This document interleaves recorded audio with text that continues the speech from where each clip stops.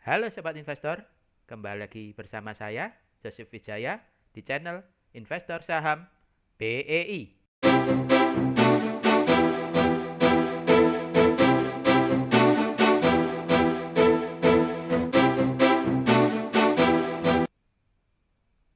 Hari ini, Rabu, 11 Juni 2025.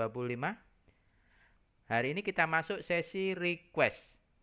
Jadi hari ini requestnya kita bacakan dari Michael Ayadi 3958. Boleh request INDF? Mari kita bahas saham request kali ini, yaitu saham INDF.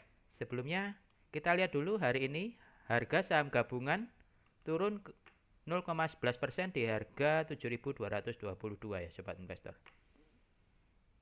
Kita lihat dulu INDF. Secara profil perusahaan dulu ya Sobat Investor. INDF itu namanya adalah Indofood Sukses Makmur Tbk dengan kode emiten INDF ya Sobat Investor. Jadi ini bidang usahanya termasuk dalam makanan dan minuman, sektornya barang konsumen primer. Jadi konsumsi sehari-hari ya Sobat Investor. Kita lihat dari susunan pemegang sahamnya Sobat Investor. Bisa dilihat ini. Kalau susunan pemegang sahamnya ini First Pacific Investment Management, itu total kepemilikan sahamnya di 50,07% Sobat Investor. Untuk direksi ada Antoni Salim 0,02, dan untuk masyarakat itu di 49,58% Sobat Investor. Jadi untuk kepemilikan saham antara pengendali dan masyarakat ini beda sangat tipis sekali ya Sobat Investor. Mungkin Sobat Investor masih bingung, apa bedanya saham INDF dan ICBP. Jadi ini Sobat Investor ya. Jadi kalau INDF itu adalah perusahaan induk dari Indofood. Jadi INDF ini adalah induknya ya Sobat Investor. Sedangkan ICBP adalah anak perusahaannya Sobat Investor. Jadi kalau ICBP itu adalah PT Indofood CBP Sukses Makmur Tbk. Kalau INDF adalah Indofood Sukses Makmur Tbk Sobat Investor. Bergerak di bidang apa sih INDF? INDF itu bergerak di makanan olahan, bumbu-bumbu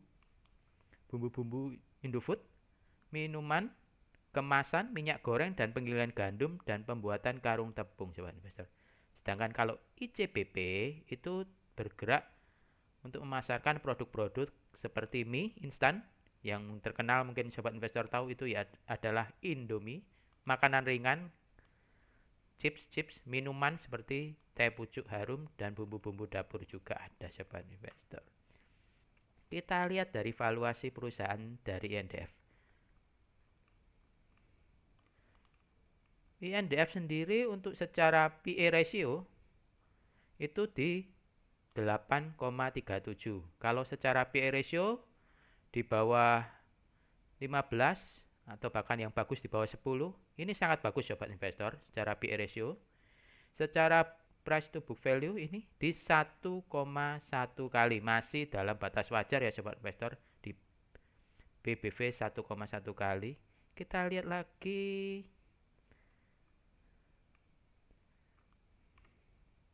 Ini yang harus kita lihat adalah rasio hutang terhadap ekuitas di 1,11 kali.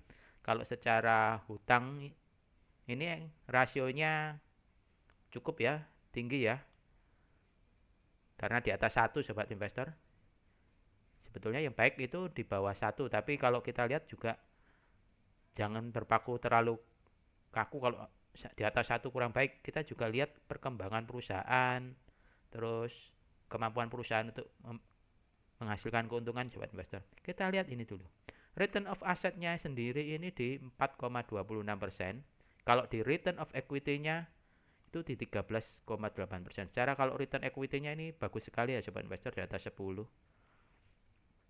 Kita lihat dulu dari net income-nya Sobat Investor. Kita lihat dari tahun 2020 ini di kuartal pertama di 1,4 triliun.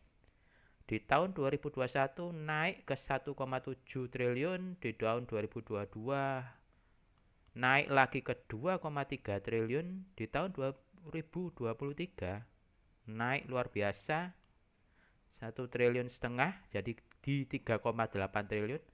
Di tahun 2024 ada penurunan ke 2,4 triliun dan di tahun 2025 naik lagi ke 2,7 triliun. Jadi kalau secara net income kalau dibandingkan dengan tahun 2024 ini ada pertumbuhan ya sobat investor. Kita lihat dari IPS-nya. Kalau IPS dari tahun 2020 di 159 naik ke 196, di tahun 2022 naik lagi ke 268, di tahun 2023 naik lagi ke 438, di tahun 2024 turun ya karena net income-nya juga turun, jadi IPS-nya turun ke 279, dan di tahun 2025 itu naik lagi ke 310. Kalau kita lihat dibandingkan tahun 2024, kalau secara total IPS dari INDF ini di 984. Sedangkan kalau di tahun 2025 karena kuartal 2, 3, dan 4 belum keluar, jadi ini diasumsikan kuartal 2, 3, dan 4 ini sama. Ini secara anualis di sekitar 1.200 untuk IPS-nya per lembar saham. Sedangkan kalau kita lihat rata-rata INDF membagikan dividen itu pernah di 37% dari laba bersih, 31, 35, 28% dari laba bersih, dan kalau di tahun 2024 dan tahun 2025 ini sudah ditetapkan akan membagikan sekitar 21,52%. Kita lihat riwayat dividennya dulu sobat investor. Kalau kita lihat secara riwayat dari 95, 96, 97, 98 sampai tahun 2000 di absen karena ada kerusuhan ya sobat investor. Dan 2001, 2, 3, 4, 5, 6, 7, 8, 9, 10, 11, 12, 13, 14, 15, 16, 17, 18. Bahkan pernah ada yang 1 tahun membagikan 2 kali sobat investor. 19, 20, 21, 23. Dari tahun 2001 sampai sekarang, jadi 2025 ini sudah diketok ya sobat investor akan membagikan dividen. Itu tidak pernah sekalipun absen dalam membagikan dividen. Jadi kurang lebih 25 tahun sudah tidak pernah absen. Kita lihat ini kalau di searching ya, dia akan membagikan tahunan itu di cum date-nya itu di 10 Juli dan nilainya sebesar Rp267 per lembar saham sobat investor. Jadi INDF ini membagikan 21,52% dari laba bersihnya. Jadi 21,52% dari 984. Jadi nilainya ini 267. Kita coba hitung sahabat investor. 267 kalau kita lihat dari saham Indofood hari ini tertanggal 11 Juni ya. Itu di harga 8.500 sobat investor. Dibagi 8.500, sobat investor mendapatkan dividen 3,1% ya sobat investor. Kok sedikit sih Pak dividennya 3,1%? Patut dicatat juga bahwa sebetulnya INDF ini hanya membagikan sekitar 21,52%. Kalau kita melihat secara perolehan IPS, kalau saya punya rumus umum ya sobat investor, IPS ini 984,19 dikali 10. 984,19 dikali 10. Sebetulnya kalau INDF ini di harga wajarnya di 9.800 sampai dikali 2 biasanya di harga kisaran 18.000. Jadi sebetulnya INDF ini kalau di harga 8,5 masih terhitung murah kalau dari besaran IPS-nya. Kalau kita hitung dari besaran dividen yang dibagi memang tidak terlalu besar ya sobat investor ya. Kita kalau di ini dividennya 267 maaf. 267. Kalau secara dividen 2.670 sampai 5.300. Jadi kalau menilai dari harga wajar untuk INDF ini secara dividen itu rentan harga 2.670 sampai 5.340 itu termasuk harga wajarnya. Jadi kalau untuk harga sekarang sih tinggi ya sobat investor ya. Tapi kalau secara EPS INDF ini masih bagus dan dia juga tidak membagikan keseluruhan sahamnya karena memang INDF ini menggunakan labanya itu untuk pengembangan usaha ya. Bisa dilihat ini di sini. Total capex di tahun 2025 adalah 4,2 triliun. Jadi ya, sekitar 60% atau sekitar 2,5 triliun dialokasikan untuk pengembangan anak usaha. Anak usahanya adalah ICBP. Dan sisanya 25% untuk pengembangan usaha induk atau Bugasari. Jadi tepung itu termasuk usaha induknya dari INDF. Rinciannya ini 60% pengembangan ICBP dan 15% kurang lebih untuk Bugasari dan distribusi. Dan ada 25% lagi untuk pengembangan lagi dari INDF tapi belum dijelaskan secara rinci sobat investor. Kalau kita lihat dari laporan keuangannya ya sobat investor ya, mungkin kita lihat dari kuartal pertama ini secara aset lancar, asetnya ini mengalami pertumbuhan dari 79 ini juta berarti 79 triliun ya sobat.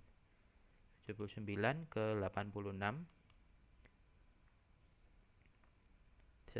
jadi total asetnya ada pertumbuhan juga. Aset tidak lancar juga ada pertumbuhan dari 121 ke 122. Secara total aset naik dari 201 ke 209. Secara utang memang ada peningkatan dari 37 ke 39.